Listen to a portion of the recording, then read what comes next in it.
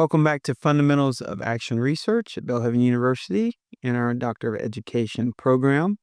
In this session, we're going to discuss two very important aspects of your action research project. That's the timeline and the communication plan. Both of these are going to be required elements for approval for moving forward with your action research project and data collection particularly. So objectives for this session are to develop a tentative communication plan and action steps document for the project. You're going to be provided with templates for both of these, so you'll have a starting point, but you will develop a plan of communication for your interactions with both your Belhaven faculty liaison and your site supervisor in your partner school district, and those individuals will be assigned to you.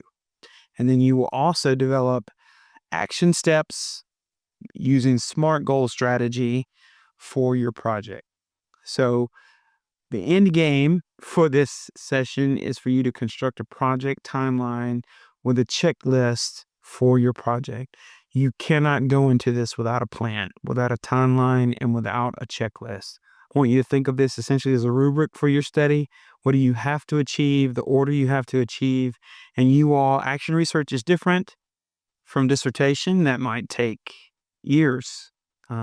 This is we begin with a time-limited period for completion, for design, for implementation, and reporting the findings for your action research project. So the timeline is going to be very important, and you've got to have a checklist for that. So that's what you're going to be doing in this session. So let's talk about those action steps.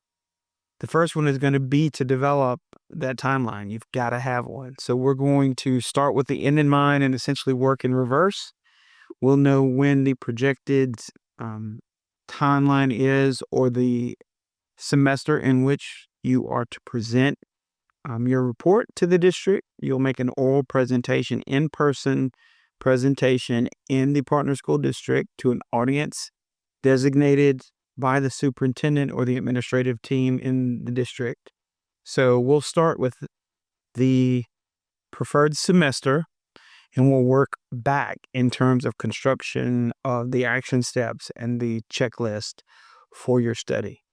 It's going to be essential that you integrate all of the components we've talked about for the prospectus and for the action research project. Everything we've discussed so far in the course, we're going to go through them again in just a moment. And you want to be mindful of Lewin's action reflection model. Remember, as you're developing this, you want to be reflecting about what's going to work, what's not going to work. Even if you begin action steps and data collection before and you need to modify, that's okay.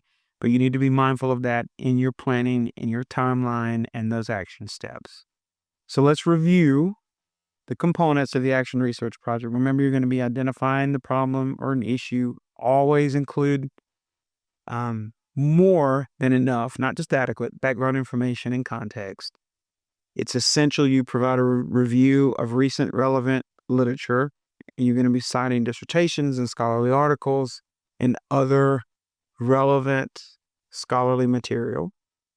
You're going to be presenting research questions which address what we need to know in order to develop an action plan that impacts your problem, that addresses the problem at hand. You're going to include the research methodology. That's going to be very important, as well as the design. So you're going to tell the reader and your stakeholders, whether it's qualitative, quantitative, or mixed in nature, your data collection, and then the specific methodological approach to collecting those data. You're going to provide a discussion of the data collection strategy and protocols, how you tentatively plan to analyze the data based on your plans for collection. What is the implementation of action? What is the action that you are going to perform or recommend be performed in the district? And then you're going to provide a strategy for the reflection. What's that going to look like? What is the frequency of that reflection going to look like? How are you going to use reflection to enhance the quality of your study and make a recommendation for ongoing action if necessary. And then your initial plan for reporting and sharing the results. Remember, this is iterative. It's a continuous cycle. Remember, continuous improvement is sort of what you want to adapt, even in the implementation, the design and implementation of this action research project. I just want to refresh you about Lewin's action reflection model. Plan, act, observe, reflect, replan. Again, the McNiff quotation: explain to your participants or readers what you are doing in your action research and why you are doing it.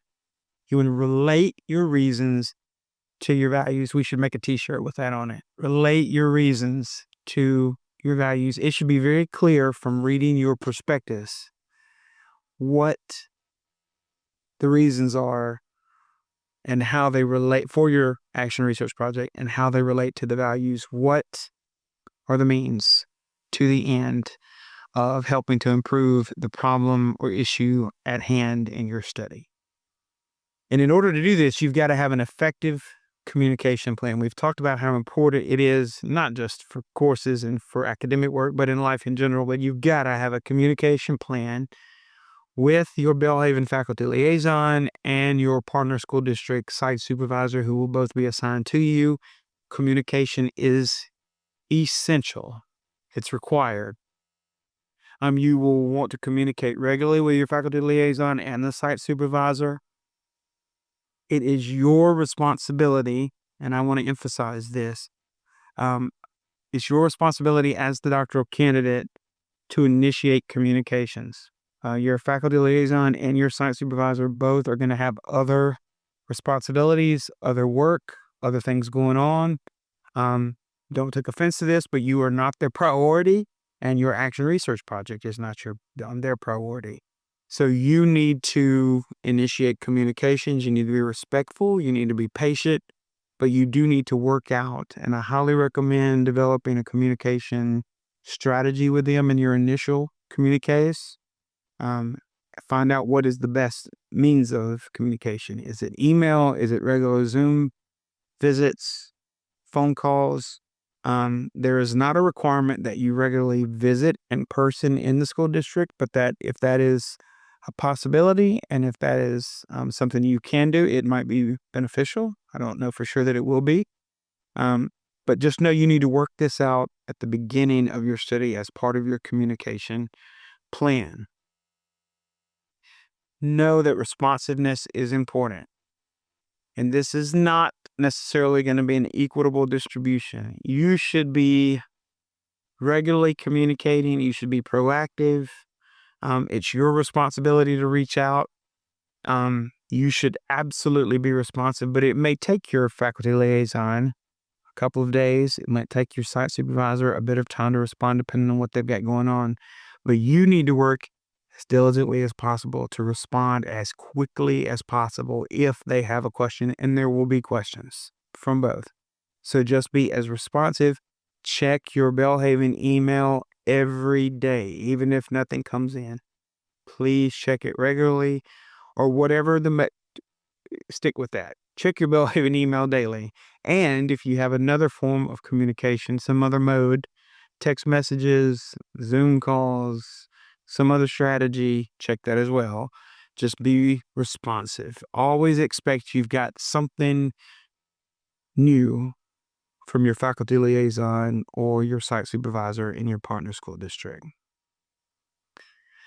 Your prospectus, again, is going to include that construct matrix we've discussed in the previous session about what that should look like. A template's going to be provided to you for the development of this construct matrix. You're going to provide definitions for the key terms relevant to your study. You're going to provide beautifully formatted APA references for all the cited material that you did not generate. And if applicable, you're going to include appendices. And again, this may include instrumentation, interview guides, focus group protocols, observation checklists, questionnaire instruments, anything that you use that have permission, that you plan on using for data collection that you have permission to use, you'll provide in your prospectus as an appendix. So let's end with just focusing again on the biblical foundation. You want to be sure that you are being honest and integrable in all that you're doing with your research conduct, not just in the actual data collection and analysis and reporting, but in the planning. Be honest about what you're trying to do, how you're going to go about doing it. Once your plan is approved by the IRB and all the stakeholders involved, both in the district and in Belhaven's doctoral studies team, you want to be sure to do just that. In Proverbs 10:9, it says, "One who walks in integrity walks securely, but one who perverts his ways will be found out." There's no way to lose integrity or to do things undercover or not to follow the protocol and then not become apparent. It always does. So just walk in integrity, conduct your research in integrity, plan your research in integrity. Just be honest, because you'll be secure in what you're doing and the outcome. And then Ephesians 4:25, "Therefore, ridding yourselves of falsehood, speak truth, each one of you with his neighbor, because we are parts of one another." We are all in this together, and the objective is to make a positive impact through your research in this partner school district. Whatever problem or issue you may be addressing, the goal is to be a blessing, to be a benefit.